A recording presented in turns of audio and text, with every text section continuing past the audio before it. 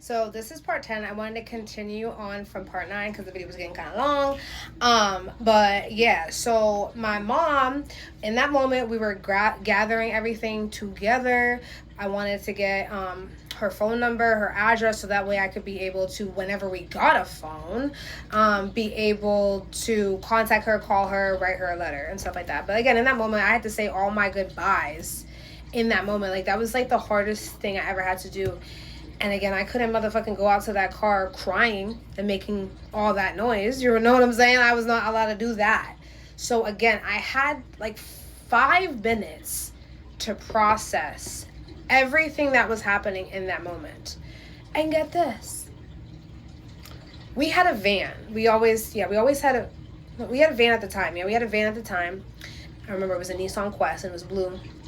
And when I got downstairs after we left, I got downstairs, everyone was already in the car. She was like, oh, your brother's already in the car. Everything was already in the car. And like, I'm like, where's all my stuff? And she's like, oh, whatever is in the car is what we're taking. I'm like, I have to go home. There are some things that I need.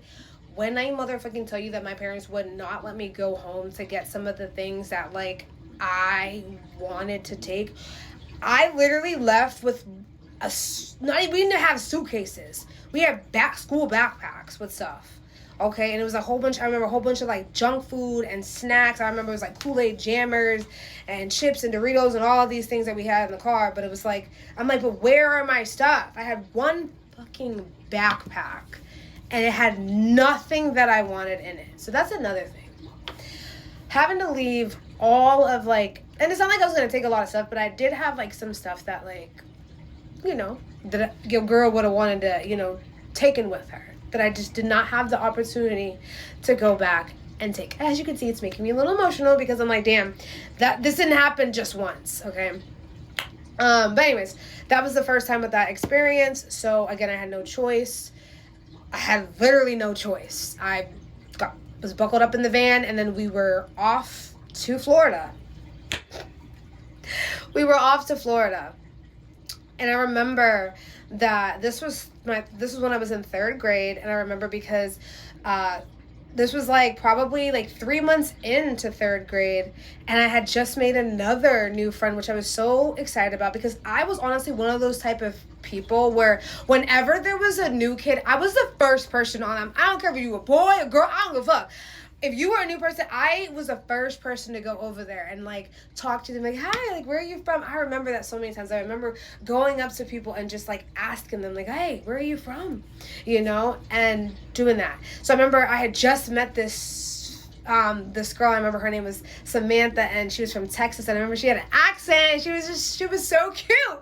She was literally so cute. And the moment I saw her, I was like, oh, she's gonna be my friend. And it happened. Like, everyone was like kind of mean to her because she had an accent, and I was like, oh, I love your accent. I loved everything about it. I was starting to again like build that connection with her as well. So that was another thing that was happening behind the scenes. As I was finally able to have that first sleepover, I was starting to build other connections where I'm like, hey, well, if I'm able to visit this friend and hang out with, maybe I'll be able to hang out with this friend and stuff like that. So yeah, but really, honestly, 8 was when I was able to start having some of the friends. But I'm telling you, my 8-year-old life, it was so quick.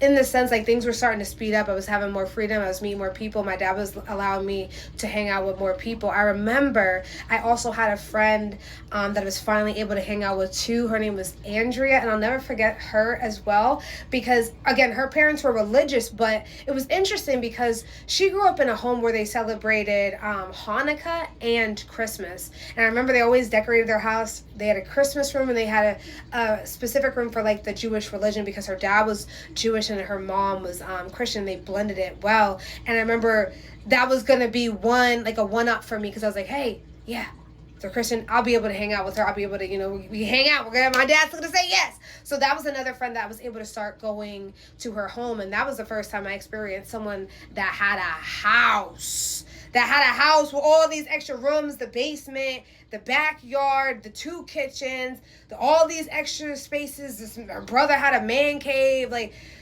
she had everything.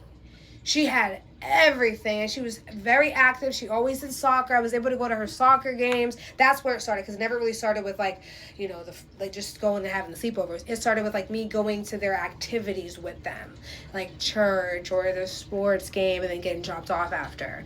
But again, I was taking that as like, hey, things are about to start picking up. But again, boom, everything changed. We moved to Florida, and I'm gonna have to make a whole nother video on Florida, because that's when my life really started to take it up a notch. So stay tuned. Be sure to like this video, comment, let me know if you have experienced anything like this before. And yeah, be sure to comment part 11 if you're ready for the next one.